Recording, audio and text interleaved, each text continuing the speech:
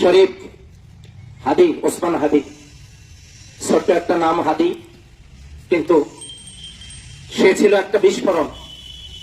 দিয়াশালাইয়ের কাঠির মাথায় যতটুকু বারুদ থাকে, এই সামান্য বারুদ দিয়ে যেমন গোটা পৃথিবীর সমস্ত জঞ্জালের স্তূপ পুড়ে ছারখার করে দেওয়া যায়, ঠিক তেমনি আমাদের শহীদ ওসমান হাদি ছিলেন এমন একজন মানুষ। শক্ত কথার বলার জন্য গরুর মতো লম্বা মোটা জিহ্বার প্রয়োজন হয় না। ছোট্ট একটা জিহ্বা দিয়ে তিনি প্রকম্পন সৃষ্টি করতে পারতেন। আজকে তার সেই কণ্ঠটাকে গুলি করে সাজরা করে দেওয়া হয়েছে। এক পর্যায়ে তিনি শহীদ হয়েছেন। গতকালকে তিনি সিঙ্গাপুরে শাহাদাত বরণ করেছেন।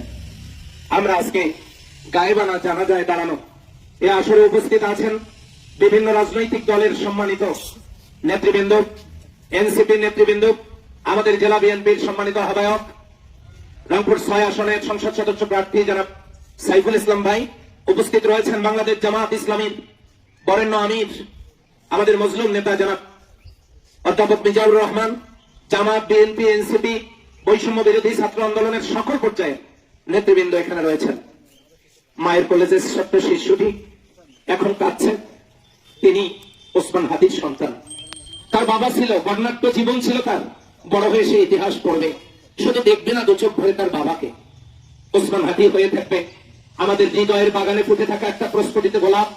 সেই রক্তিম গোলাপ থেকে আমরা শিক্ষা গ্রহণ করব।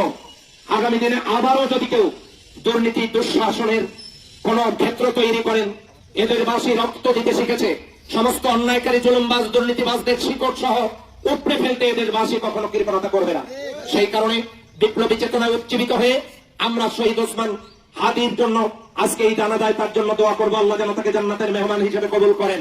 তার এই রক্তমাখা নামটা আমরা যাতে মনে রেখে আগামীর বাংলাদেশ গড়তে পারি এবং জবাব দিতে পারি যে বাংলাদেশের সীমানায় ভিনদেশী শকুনদের কোন স্বপ্ন এখানে বাস্তবায়ন হবে না। সকলকে এই গায়েবানা জানাজায় সেই হাদির রেখে যাওয়া কাজকে আঞ্জাম দেওয়ার উদাত্ত আহ্বান জানিয়ে আমি আমার কথা শেষ করছি। আসসালামু আলাইকুম ওয়া রাহমাতুল্লাহ। সকলকে ধন্যবাদ।